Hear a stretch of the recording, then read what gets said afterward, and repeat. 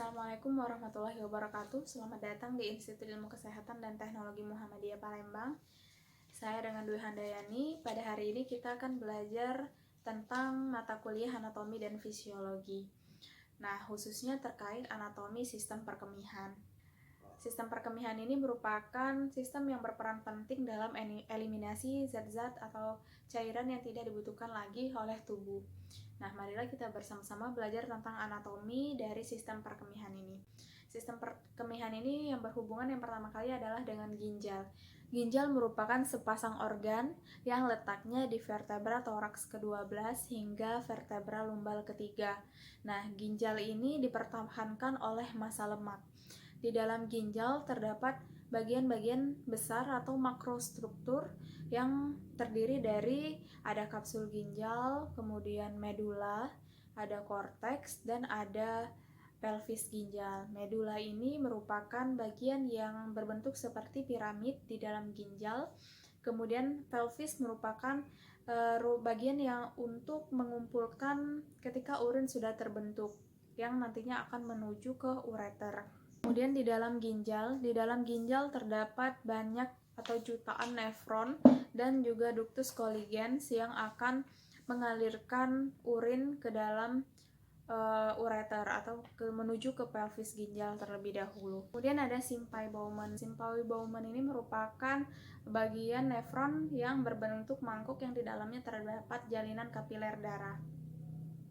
Nah, di sini tekanan darah akan menyuplai darah menuju atau mengarahkan darah ke glomerulus, kemudian akan menyaring darah menuju ke Simpay Bowman. Di situ akan difiltrasi. Kemudian zat-zat yang masih dibutuhkan oleh tubuh akan dikembalikan lagi ke pembuluh darah.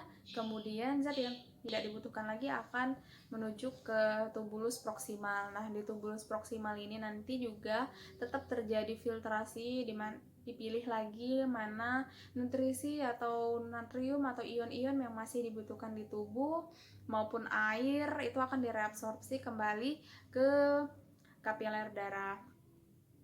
Kemudian menuju ke lengkung Henle. Lengkung Henle ini merupakan saluran yang melengkung ke bawah, dan di situ juga terjadi reabsorpsi air, natrium maupun ion-ion yang masih dibutuhkan dalam tubuh. Kemudian ke tubulus distal. Tubulus distal di sini tetap terjadi reabsorpsi, kemudian terjadi zat-zat yang tidak dibutuhkan oleh tubuh itu dari pembuluh darah masuk ke dalam tubulus, toksin, kemudian zat-zat sisa dari obat-obatan yang diminum maupun zat-zat lainnya yang tidak dibutuhkan lagi oleh tubuh akan masuk di tubulus distal.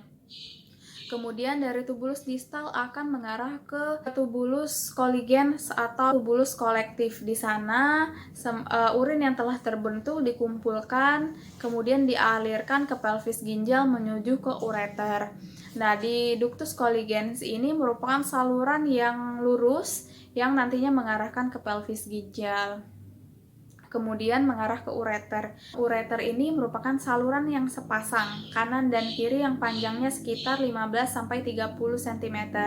Nah, urin ini akan dialirkan melalui ureter menuju atau bermuara ke vesika urinaria atau kandung kemih. Nah, pengaliran urin ini akan dialirkan melalui gerakan peristaltik. Tempat penyimpanan urin sementara itu yang disebut dengan vesika urinaria. Vesika urinaria itu merupakan penampung yang dapat menampung sekitar 170-200 ml urin, dan nantinya akan terasa rasa ingin berkemih oleh setiap individu ketika ada urin yang masuk ke dalam vesika urinaria.